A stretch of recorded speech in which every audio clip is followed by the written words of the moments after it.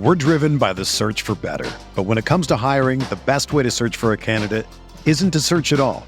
Don't search, match with Indeed.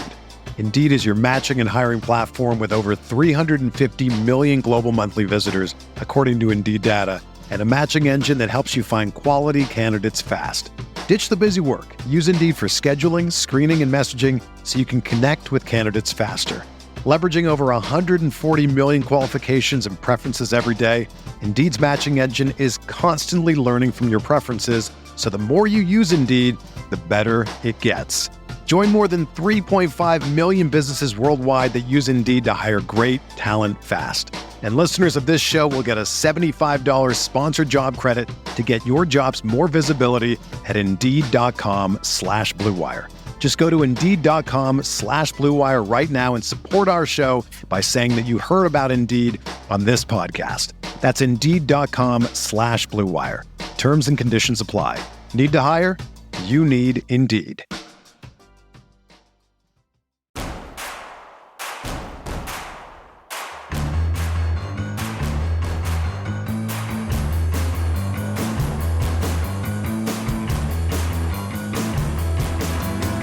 From your favorite source for Chicago White Sox talk, delivering news, interviews, analysis, and more.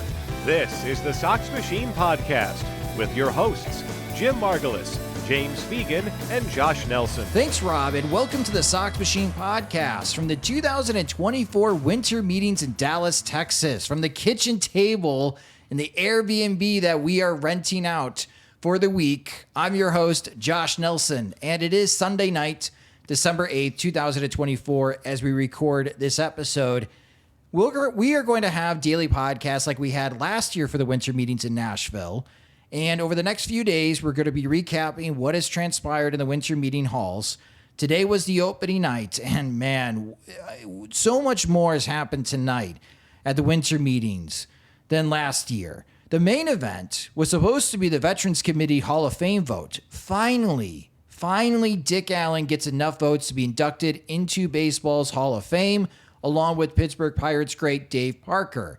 But Juan Soto and Scott Boras, we knew this was coming, stole the headlines, as Juan Soto is going to be a very rich man, as he's going to be signing with the New York Mets for a lot of money. We'll talk about that. We do have some Garrett Crochet gossip to discuss, and Willie Adames, my guy, finally takes the San Francisco Giants money after so many other free agents in the past couple of years have declined.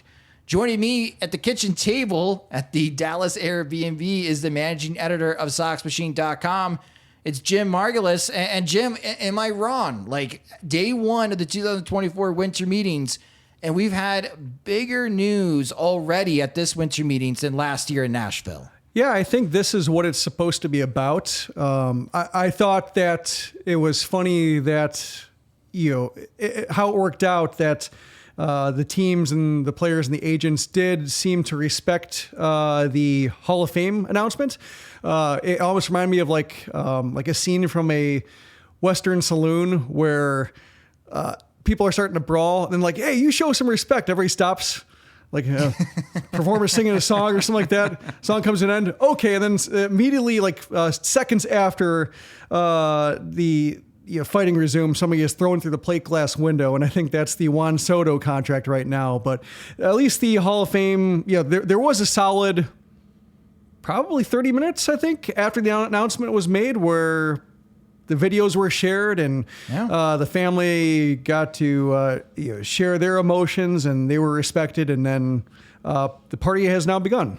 Sure has. And if you haven't gotten a chance to go on SoxMachine.com, if you're listening to this podcast episode before going to the website, James Fegan was invited with the Allen family to watch the live announcement. He got some awesome video. We posted that on our YouTube channel at youtube.com/SoxMachine. And he was able to recap what that feeling was for the Allen family to finally see Dick Allen get the call, get the nod, as he will be going to the Baseball Hall of Fame. Out of 16 Veterans Committee votes, Dick Allen received 13. The cutoff that he needed was 12. Dave Parker received 14 of the 16 votes. And finally, Dick Allen getting enough votes to go into the Baseball's Hall of Fame. And again, just to rehash his resume, which over the years on this podcast, we've been big advocators. Many around baseball have been big advocates of Allen going to the Hall of Fame. I mean, Baseball Reference, a 58 WAR career. He was a 7-time All-Star. He won Rookie of the Year with the Philadelphia Phillies back in 1964.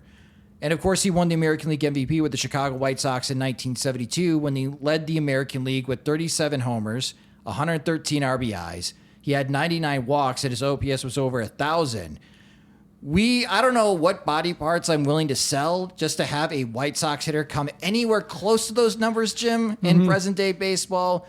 But in that season, Dick Allen was good for 8.6 WAR, according to Baseball Reference, which is the best WAR from a White Sox position player since the mound was lowered to its current level in 1969. And really only Frank Thomas and Albert Bell's crazy 1999 season comes anywhere close to Dick Allen's, but they still fall short. Except I think you pointed out when we were in the media room, if Jerry Reinsdorf doesn't get his way and there's no baseball strike in 1994, maybe Frank Thomas beats out Dick Allen in 1972 when it comes to WAR.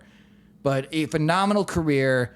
It's just a bittersweet moment, though, Jim, because it's great to see his son and his grandson celebrate, but it would have been a lot cooler if the voters got around to actually doing the right thing and voted for Dick Allen to go into the Hall of Fame so he could have his day at Cooperstown rather than celebrating a wonderful life that he lived, but he's not around to enjoy the moment. Yeah, it's, we talked about the last time that, he did experience a lot of difficulty in Philadelphia getting along with the media for reasons that are now a lot more clear than they were in the 60s, 70s, 80s, et cetera. I think a lot more people are understanding of just like how tough it is to be somebody who is kind of being picked on for the color of your skin, basically, or because you don't necessarily play ball with them when they want to call you by a name that isn't your preferred name, and so on and so forth. So there's that. And I think there's also a case of just more voters respecting dominant peaks than I think, at least among hitters. And Allen certainly had that. It's funny, when Allen got in, the White Sox really had a press release, and Jerry Reinsdorf had a statement talking about, how, he was jaw-dropping power, and especially the numbers he posted, especially in Comiskey Park, were incredible. How he revitalized the South Side. And then you go back to 2014 when Reinsdorf was talking about how Allen fell short, and he said, he had kind of a checkered career. If I'd been on the committee, I wouldn't have voted for him. He really only had 6 good years. And that was, Reinsdorf in 2014. 10 years later, he's talking about just how dominant that peak was. And part of the reason was that Minoso was on the same ballot as Allen. So I think, when you have such limited spots and you have, a vote for Allen is potentially not a vote for Minoso, maybe it's a case of, smearing, not even smearing a guy, but knocking a guy, maybe playing up flaws because you want your preferred candidate to get those votes, the limited supply of them. So maybe that's the reason why, but also could just be a case of just appreciating just how dominant he was and what peers say about him. Like Goose Gossage, there's a great a post going around about how Goose Gossage was he was unbelievable. And Goose Gossage will smear or just sure will. Yeah, just crap on anybody who he doesn't feel is worthy. So to see him rolling out the carpet for a guy who taught him a lot about pitching from the hitter side and just said here's what I'm thinking. Good luck trying to combat it. I think that's also what goes into a case like his. So it is cool. And same thing like Dave Parker you look at his numbers and a little bit underwhelming. And, he had some issues in the 80s, the way some ball players did with just, having off-field issues getting in the way of performance. That happened to a lot of players in the 80s, kind of cut off his peak, and he had a nice rebound with the A's. I remember him, being an A's fan when I was little, and Parker being on those teams and, looking at the photos and the arm that he had in right field, thinking wow, he was cool. I wish his career were longer. But it's a case of, when players have those kind of indelible characteristics, talents, styles that people still talk about them years later. Oh, you should have seen this guy throw. You should have seen this guy hit. You heard the sound of the ball coming off his bat. I think, that carries some weight with committees when, they don't have necessarily these long peak arguments and milestones that they've hit. Those memories, I think, do matter for certain players. And the coolest baseball photos as well in any publications with Allen and Parker. So congratulations to both the families. I know Dave Parker is still alive. He's dealing with Parkinson's, it sounds like. Hopefully he's well enough to enjoy his day, enjoy his moment at Cooperstown this upcoming summer. Very exciting to see Dick Allen finally get the nod. I wish Dave Parker was in better shape. I wish Dick Allen was around to enjoy their day. But at least Dick Allen finally will go to the Hall of Fame and his family can enjoy remembering their loved one and the amazing baseball career that they had. We're driven by the search for better. But when it comes to hiring, the best way to search for a candidate isn't to search at all. Don't search, match with Indeed. Indeed is your matching and hiring platform with over 350 million global monthly visitors, according to Indeed data, and a matching engine that helps you find quality candidates fast. Ditch the busy work. Use Indeed for scheduling, screening, and messaging so you can connect with candidates faster. Leveraging over 140 million qualifications and preferences every day, Indeed's matching engine is constantly learning from your preferences, so the more you use Indeed, the better it gets. Join more than 3.5 million businesses worldwide that use Indeed to hire great talent fast. And listeners of this show will get a $75 sponsored job credit to get your jobs more visibility at Indeed.com/Blue Wire. Just go to Indeed.com/Blue Wire right now and support our show by saying that you heard about Indeed on this podcast. That's Indeed.com/Blue Wire. Terms and conditions apply. Need to hire? You need Indeed. To MLB news, Juan Soto is a very rich man.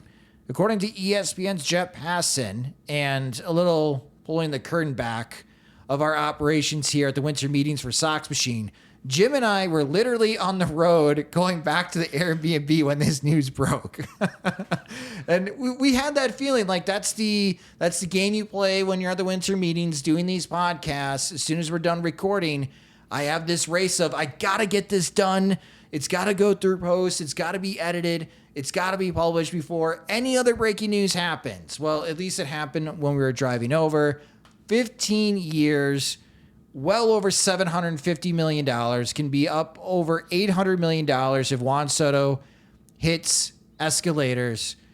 It sounds like there's an opt-out after 5 years for Juan Soto. The average annual value for Juan Soto with this deal with the Mets is $51 million a season. Jim, the premium price for free agents in baseball, I mean, Ohtani demolished it last year. We had a feeling Soto would do very well, and I feel like he raises the bar another level for position players. You joked about it before we recorded, but seriously, as long as Jerry Reinsdorf's the chairman of the Chicago White Sox, the White Sox are never going to sign a premium free agent if this is what it's going to take as far as years and cash to get the Juan Sotos. Yeah, it wasn't really a joke. It was more of a lament. It was just a case of the ship had sailed. The Machado Harper winter was really the one where all the elements had lined up to get as good of a price as he possibly could have gotten. He could have gotten Machado for $5 and $150 if he had the opt-out and said, like, yeah, have fun opting out. I would have only wanted to pay $5 and $150 million anyway. Good luck in free agency. Like, he would have been well within his right to do that. And sure, like, that would have been to his advantage. Same thing with Harper. Harper did not get an opt-out, but maybe he might have taken one. Like, I don't see why he wouldn't have. Like, the Phillies were basically the last team standing when it came to his services. So maybe he didn't have the leverage to get the opt-out and the money, the dollar figure he wanted to sign. But if the White Sox came and said, yeah, we'll have an opt-out for 4 or 5 years, like, I don't get why they would not have. I understand that why Reinsdorf would not want to have the opt-out, which is basically that gives player power. And I don't like giving labor power.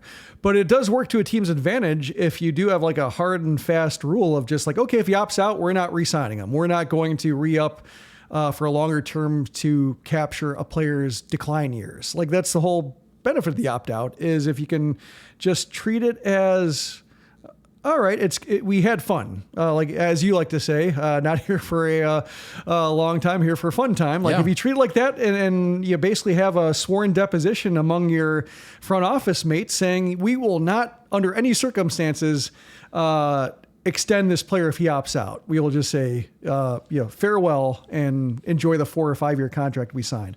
Like, it was all lined up for that, and the White Sox just did not, Reinsdorf did not have any interest. He wanted to appear like he was game, and to the extent that Rick Hahn and Kenny Williams knew, like, they were very proud to finish in second, and now you're kind of seeing a case of, that poor, the poor man pays twice, or 3 or 4 or 5 or 6 times. We're talking about the White Sox in right field. So there's that. And also just you get what you pay for. I guess that's the positive spin on it, is that when you pay top dollar for top talents, even when they have like a setback, like Harper with a surgery that, limited first base, he's still a very good first baseman. Yes. Like when you have the kind of talent that is all-star / Hall of Fame worthy, if you can hold on to it long enough, okay years are still very good years. Whereas like when they sign Adam Eaton and they're hoping for 2 wins and he delivers the opposite of that, it really hurts. So yeah, that's, I think what drives me nuts about that winter. I know it's, a lot of people will say, oh, why are you talking about that again? But yeah, the more these dollar figures go up, the more I think it shows why a lot of fans were unhappy that they really missed the only boat they could have ever jumped on. Yeah, I think it's a good point. I mean, again, it continues to bite the White Sox in the butt. Like, and we talked about this even at dinner. Like, they really could use Bryce Harper. Even after surgery, they really could use Bryce Harper. I think we can all agree on that. But for White Sox fans hoping and dreaming for better days, and it's like, yeah, we can draft better. We can get some really good prospects from the Garrett Crochet trade. That helps, but eventually the White Sox have to be better in free agency. They have to be better trading their prospects for established major league talent. And in order to be better in free agency, you got to be willing to spend. You got to convince agents of these premium players you're willing to pay top dollar for their clients. And again, as long as Jerry Reinsdorf's the chairman of the Chicago White Sox and he's stuck in his ways, he's never going to approve these type of deals for the Juan Sotos of Major League Baseball, Jim. So poor Chris Getz, it's like everyone says, oh, there's 30 teams in the running for Juan Soto. No, there could be 29. There's not 30. And I would even argue like the Rockies would never do that. But then again, the bottom 5, basically. Yeah, well, the Rockies surprised us with Chris Bryant, but yeah, that was weird. According to Jorge Castillo, so as we're recording this, it's about 10:10 Central Time at night. So we're still learning about this deal. So by the time you're listening to this podcast in the morning, there could be more details. So bear with us. But Jorge Castillo tweeted from the winter meetings that Juan Soto can either opt out after the 5th year or receive a $4 million raise per season from $51 million a season to $55 for the remainder of the contract. So really, this is like 2 contracts in one. The first 5 years for Juan Soto is 5 years, $255 million.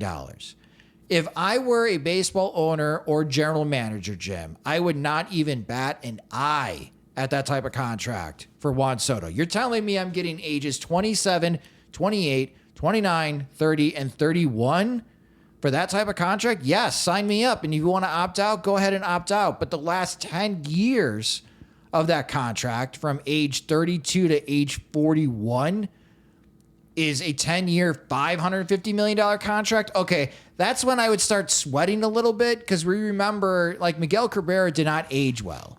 I just don't. Albert Pujols didn't age all that well. I don't know if I want to be paying 40-year-old Juan Soto $55 million a season to be my primary DH, Jim. But the way that it's structured, the Mets got him, and the Mets now can pair Soto with Francisco Lindor and some of their other young hitters. And they got one of the best hitters, one of the biggest superstars in Major League Baseball on their team, and other teams do not because they're willing to go, especially with Steve Cohen, the extra mile to offer what may seem ridiculous but might be fair over the next 5 years with just how good of a player Juan Soto is. Yeah, I was looking at the Tigers and Miguel Cabrera, and basically age 34, he fell off a cliff. He went from being a 5-win player, 316, 956 OPS, and being top 10 MVP candidate, to being somebody below replacement level, and he never got to even 1 win the rest of his career. And the Tigers never won the rest of his career. Like, he was basically a part of it. The other part that's hard to separate Cabrera's contributions or lack thereof is Mike Ilitch also died in 2017. So perhaps that would have been a good test case for ownership with deep pockets and willing to spend into a deficit to try to buy or support a front office for a winner, spending through a Miguel Cabrera-like commitment. Like, I would have liked to see that, maybe not as an AL Central watcher, but just in terms of like to have something comparable to having like Juan Soto for $38, 38 at age 38 for $55 million. And who knows, like, he has like one working knee and one working hip, and they're not on the same side. And he's getting down the line like Cabrera did or like Albert Pujols did. Will it just be a case of, well, Juan Soto happens to be the 7th highest paid player on my payroll because I'm still Steve Cohen and insanely rich, and we've won 3 World Series, and it's great to be me. Like, I don't know where this goes. And like, the fact that he's getting paid, I think Mike Petriello did the math, and it's basically like effectively $305 million more than Shohei Ohtani's getting when you factor in that Ohtani's money is deferred and Soto's isn't. Like, I really don't know. And I'm going to be curious to watch is like how you conceptualize somebody blowing out the top end of the salary spectrum like this. Like, can he possibly be worth it when he only gets 4 at-bats a game, when he can't control, until Rob Manfred institutes the golden at-bat rule where, he can come in at any point. Like, I don't know. Like, to this point, it's been a very incremental raising of the record contracts. And now just, when you have, 300 million, 350 million, 375, 400, like the steady raise, like I get that, but going from 465, which Ohtani's was, to 765, not sure. A New York Mets rookie would make $750,000 the upcoming season. Juan Soto will make more than that rookie by the 2nd inning of the 3rd game of the season. Juan Soto is going to make around $314,000 a game for the next 5 years. And according to further reports, the Mets can void out that opt-out, so not like just completely taking the decision off of Juan Soto and his agent Scott Boras' hands by automatically escalating his contract to that $55 million. So really, this is either going to be the 5-year, $255 million, in which after 5 years, if the Mets and Juan Soto decide that they don't want to be together because maybe things don't work out, or this is a 15-year, $805 million contract. Jim Margulis, Juan Soto, honestly, I know what's being reported, but when you break it down and the big decision that's going to be made after year 5, Major League Baseball has its first $800 million contract player after last year when Ohtani was, quote unquote, the first $700 million player in Major League Baseball history. Now you have your first $800 million player in Juan Soto. I'm trying to think who else is going to be coming up that's going to Did Bobby Witt sign too early? Probably, maybe. There's no one close right now. Yeah. I mentioned Bobby Witt. He's the only one that I can think of. Yeah, it's like Hall of Fame track, like surefire Hall of Fame track from the first 3-4 years of a career. How many years? So we're going to find out here pretty soon because we're going to talk about other gossip when it comes to starting pitchers. But for me right now, the young superstars, like guys below age 24, the two names that come to my mind right away are Bobby Witt Jr. and Paul Skeens of the Pittsburgh Pirates. Now, pitchers are not making that much money. I mean, they make a ton of money. Some are making way too much money, in my opinion. But Skeens is going to make bank if he truly is the next Justin Verlander. Again, this really circles around to good for these guys. They are superstars. Make as much money as possible. Because in a couple of years, when we talk about the CBA negotiations again, at least for this podcast, we are very pro-player when it comes to those negotiations because owners, there's just too many bad owners right now in Major League Baseball. This is a crazy amount of money, and as a White Sox fan, it's really disheartening to know there's no way in hell the franchise is ever going to sign a superstar with Jerry Reinsdorf as a chairman like Juan Soto. Like, it sucks that White Sox fans can't dream like that, Jim. Almost grotesque in a way of just like, oh, this could really warp the way we just talk about contracts. Like, this is a whole new top end. Like, I remember when Bryce Harper and Manny Machado signed, they kind of signed for what people thought. Like, it took them a long time to get there, and there were some deferrals, and there were some, Harper didn't get the no trade, but like 325, 330 million. That's generally what people thought they were going to sign for. And I think, Ohtani getting 700 million, but rounding down to 465-ish. Yeah, you could see his unique appeal and just how much he brings in when it comes to marketing and the two-way player factor, the fact that he's maybe the best hitter on earth right now.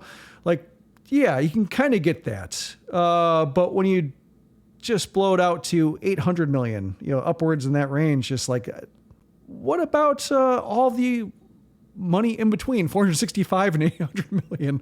Like, that just leaves so much room for other players to perhaps find value in. But like, I don't know how that's going to be successfully crowdsourced.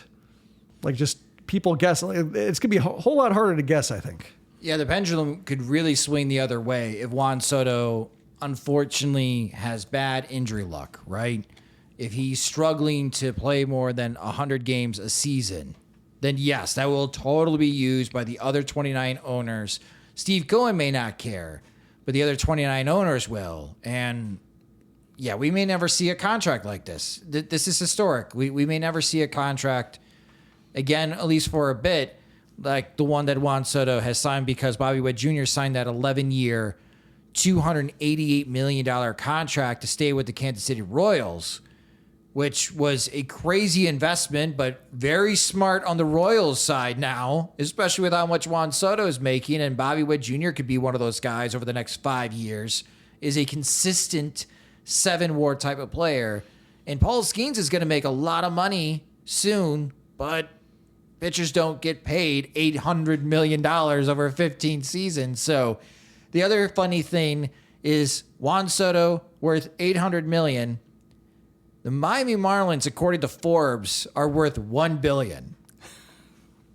Juan Soto is almost worth more than one of the actual Major League Baseball teams. Yeah, and I'm looking at Tyler Kepner's tweet talking about how Soto is the 6th 2018 National to sign a massive deal after leaving the team. Soto, Bryce Harper, Trey Turner, Anthony Rendon, Steven Strasburg, Max Scherzer. Great job, the scouts of the Washington Nationals. That's one hell of a team that they built. And they got a World Series. Yeah. They got a World Series with Juan Soto. So Juan Soto, very rich man. To counter what the Mets have done, the Los Angeles Dodgers signed Michael Conforto to a 1-year, $17 million contract. Sure to be a bench bat. Again, back to the White Sox and how things are just escalating when it comes to player spending in Major League Baseball. The Dodgers are spending $17 million on a bench bat. Which is what Andrew Benintendi is getting paid this year? Close to it. Yeah. Yeah, close to it. So yeah, those are some of the signings that have happened already. And day one, of course, the biggest being Juan Soto. And I think everyone will continue talking about that Juan Soto contract. Obviously, just listening to us, it's taken us aback of just how much money that he's making. And of course, looking at it from a White Sox perspective and point of view, it is, again, disheartening that as long as Jerry Reinsdorf's the chairman, White Sox fans, they can't even dream of something like a Juan Soto signing with their team. But I cannot wait for the reactions in the morning in New York media, especially from Yankees fans, to see Juan Soto wearing the Mets colors for at least the next 5 seasons. Hey, it's Austin James. If you're like me, trying to live your best life while living with diabetes, you can relate to worrying if you're doing a good job managing your diabetes. I use the Freestyle Libre 3 Plus sensor to get real-time glucose readings and see the impact of every meal and activity to make better decisions. The Freestyle Libre 3 Plus sensor can help me live life with diabetes on my own terms, and it gives me more time for the things I love, like being a dad and a musician. Now this is progress. Learn more at freestylelibre.us. For prescription only. Safety info found at freestylelibre.us. This episode is brought to you by Disney Plus.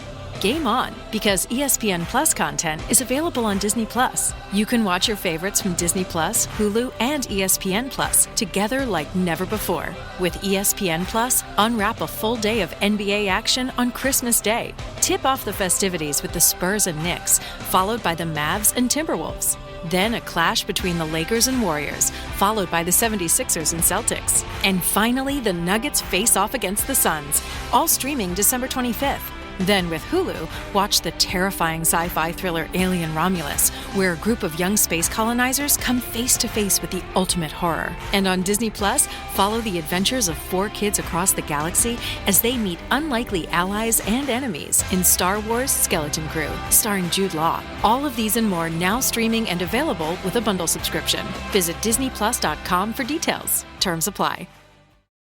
Other gossip. Let's bring it back to the White Sox. Chris Cotillo of MassLive.com, he covers the Boston Red Sox, tweeted earlier on Sunday, quote, continue hearing the Boston Red Sox on the Garrett Crochet talks are not aggressors at all, at least to this point. And then he continued, Cincinnati is seen as a real threat to land Garrett Crochet. Yankees believe to be in it too. So interesting tidbits from Chris Cotillo.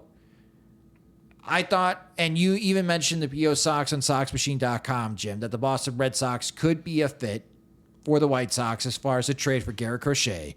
Maybe they're not aggressors. Maybe that's more of Chris Getz calling the Red Sox. I'm not quite sure.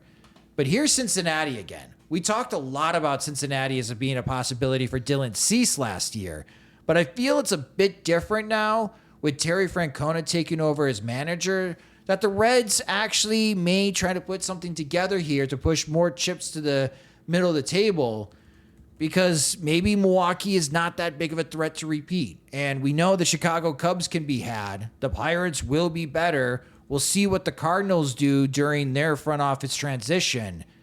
I could agree with Chris Cotillo's tweet that Cincinnati could be a real threat to trade for Garrett Crochet.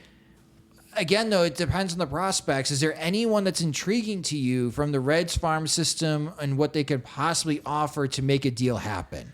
They were interesting last year. I think they came up when Dylan Cease was on the market, and there was talk about Chase Petty, and I think it was Noel V. Marte, and then a couple other arms too. And I think they had that infielder jam with McLean kind of coming up, and yes.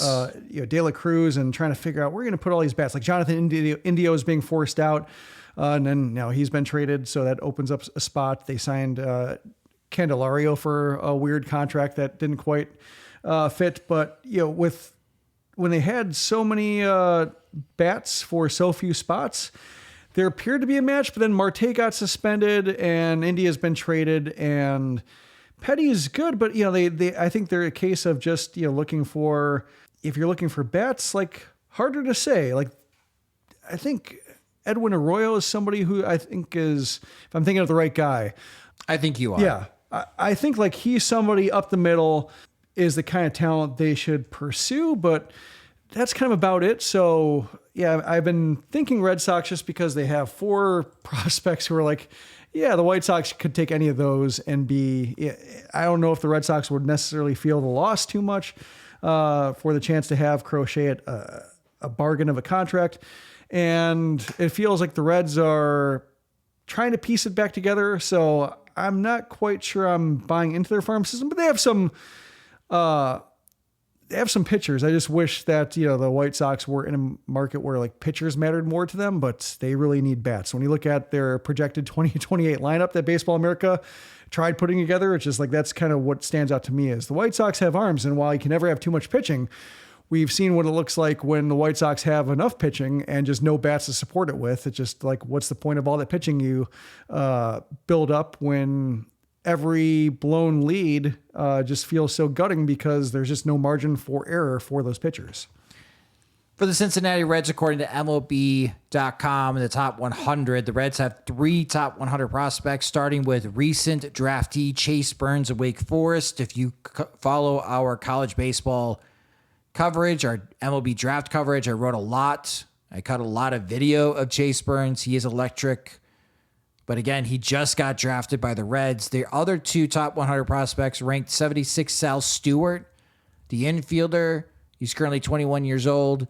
He's at high A. And then Cam Collier, the third baseman, drafted really young. He was 17 years old when he was drafted out of junior college.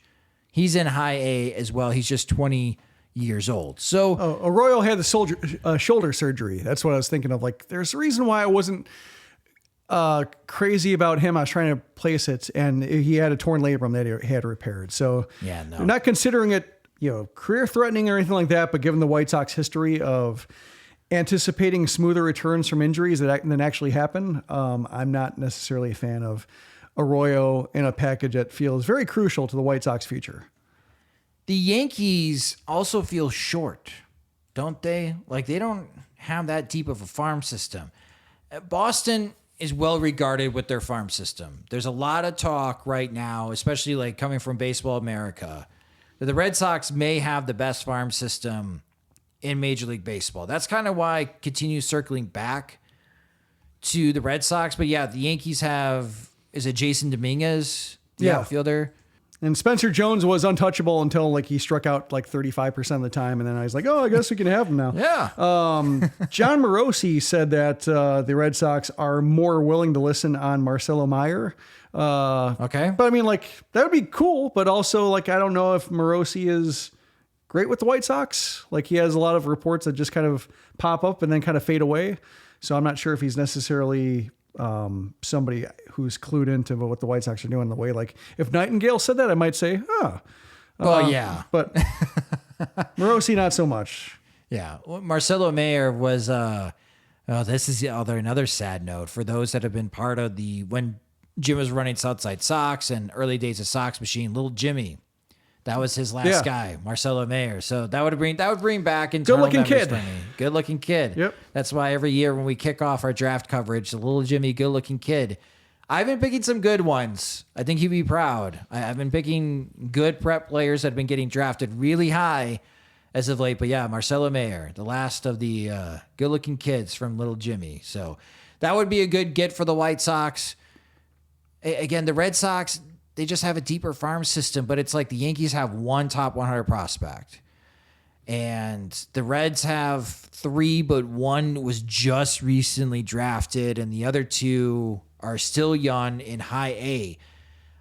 I guess we'll learn at the winter meetings. This question will be asked again to Chris Getz. What are you looking for in a possible return, trading Garrett Crochet to another team? And maybe that will give us the clues and the types of conversations that he wants to have with other teams. It just sounds like the teams that are most interested right now with this gossip gym, they're just not great fits, right? And that's why James, in our previous podcast episode, when we were previewing the winter meeting, suggested that maybe we need to think outside the box, and a three-team trade is going to have to work where the White Sox are grabbing top prospects from 2 organizations to get a deal done to send Garrett Crochet away, and the White Sox get an opportunity to add more talent to the pipeline. And then other news for the winter meetings around Major League Baseball. This was announced on Saturday night before we made our way to Dallas, Texas. But finally, Jim, someone took the San Francisco Giants money. Willy Adames, the former shortstop of the Milwaukee Brewers, my guy. If the White Sox were willing to spend this offseason, he would be someone that I would target for the White Sox. But instead, Adames signs a 7-year, $182 million contract with the San Francisco Giants. There was some talk about maybe moving Matt Chapman from third base to shortstop for the San Francisco Giants, but that doesn't seem to be the case. You're going to have Matt Chapman and Willy Adames on that side of the infield. There's a lot of questions, though. People are wondering, did the Giants give Adames too much money? We'll see. I think some people debate if he's actually a star or if he's good enough for this type of money. But the Giants now might be a team that is a secret aggressor in this winter meetings, because not only did they get Willy Adames, but it sounds like they're also in the hunt for Corbin Burns. And if they can get Corbin Burns and Willy Adames, the former Brewers, not that long ago, then all of a sudden the Giants could be a stronger threat in the National League West to the Padres and the Dodgers than before the offseason began. Yeah, Adames reminds me a little bit of Dansby Swanson, I think, in terms of value, in terms of... Dansby's a better defender, but Adames is the better offensive player. Yeah, but just in terms of, being good, never mentioned as great, but being durable. And you look at the end of the season, and, while he might have had some slumps, and, Swanson, I think, was hurt last year, still played good defense to where he was valuable, still living up to his contract. So I think that's kind of the idea with Adames in his prime, playing in up the middle position well and hitting well enough to support it, that, it's, it makes sense. And especially since now you have Juan Soto, this is where the contract comes in, to where, like, if Soto is worth $765 or $800, whatever it comes out to in the end, Adames is probably worth, short of $200 million for a 7-year deal. So that's why the math gets really screwy now. The one thing dynamic kind of fascinated by, you mentioned that the Giants finally getting somebody to take their money, and like Buster Posey taking over and being now the guy who gets to try to lure people over. And I was thinking of him, and then thinking about like Chris Getz, and thinking about we've seen more former players now in GM roles, and perhaps there's a little bit of that kind of old school aggressiveness of just trying to get into arms race in your divisions and one up, and the kind of getting more into competition against teams when it comes to building rosters versus arbitrage and trying to find the most efficiently paid roster. But I wonder if Chris Getz looks at Buster Posey getting to take over and spend money the way the Giants haven't spent money before, and Chris Getz takes over and he's got to raid the bargain bins for the Chris Flexens of the world, and he has to, he's hiring Ryan Fuller, which is good, but I think he's counting on Ryan Fuller finding 3 or 4 Ryan O'Hearns or Anthony Santander's, trying to just let's make more of what we already have, or let's make more of a non-tender or waiver claim that we like more than other teams do, and let's hope we can shine them up, and almost taking a bird in to fix a broken wing, and then all right, back off to nature with you because we can't pay you $150 million. That's kind of, I think, the role the White Sox are in. And I wonder if Chris Getz is I wish I were Buster Posey. Yeah. The National League spending serious cash, though. I mean, the Mets, the Dodgers, we know, spend tons of money. Now the Giants, and maybe the Giants are not done spending money and they add Burns to their starting rotation. I feel like that'd be a great fit. Corbin Burns with the Giants, especially at that stadium, especially after the Dodgers got Blake Snell. And then it's the American League, which I guess if there's one angle of optimism you are looking for as a White Sox fan, the White Sox are in the American League Central. That's the best we could go with right now. I mean, the Royals might spend a little bit more cash after the success they had last year in free agency and locking up Bobby Witt Jr., but the Guardians are still not spending a ton of cash. The Minnesota Twins are for sale. The Detroit Tigers don't spend money like Daddy Illich used to. That's the best part for the White Sox. Nobody has a good TV deal. Nobody has a good TV deal. That is something we're going to try to get more information tomorrow, and hopefully we can talk about this particular topic deeper in tomorrow's podcast. But there seems to be this sense of fear for the teams that do not have great television deals in the 2026 CBA, you may have teams take multiple years off from spending money in free agency because of the uncertainty of the cash flow coming in, especially from the television side after reaping in the benefits in the past decade. And the Chicago White Sox, with how shaky and rocky the new sports network has launched, covering the Bulls and Blackhawks so far, there's some concerns on the White Sox side. So we'll try to get more information in tomorrow's podcast. But man, what a day. Day one of the winter meetings. Dick Allen is going to the Hall of Fame. Dave Parker's going to the Hall of Fame. And Juan Soto is a New York Met, probably having the first $800 million contract in Major League Baseball history. Thank you so much for listening to this episode of the Sox Machine Podcast. Again, we will be back tomorrow. Unless there is breaking news from the White Sox front, we'll have an emergency podcast. We'll talk to some friends and new friends that we'll make at the winter meetings as well and get their thoughts on upcoming episodes. But you can subscribe to the Sox Machine Podcast wherever you listen to podcasts, such as Spotify and Apple Music. You can also watch our videos and listen to our podcast as well on our YouTube channel at youtube.com/SoxMachine. We're on all the social media platforms, including Blue Sky. Just follow us at Sox Machine on Blue Sky. We're at SoxMachine.com. Just really straightforward. And you can also help support us, and so many have. That's the reason why we're in Dallas. A huge thanks to our Patreon supporters. Thank you guys for your continued support. If you enjoy our work and you want full access to our coverage of the Chicago White Sox and Major League Baseball, go to patreon.com/SoxMachine to sign up. Monthly plans start at $5.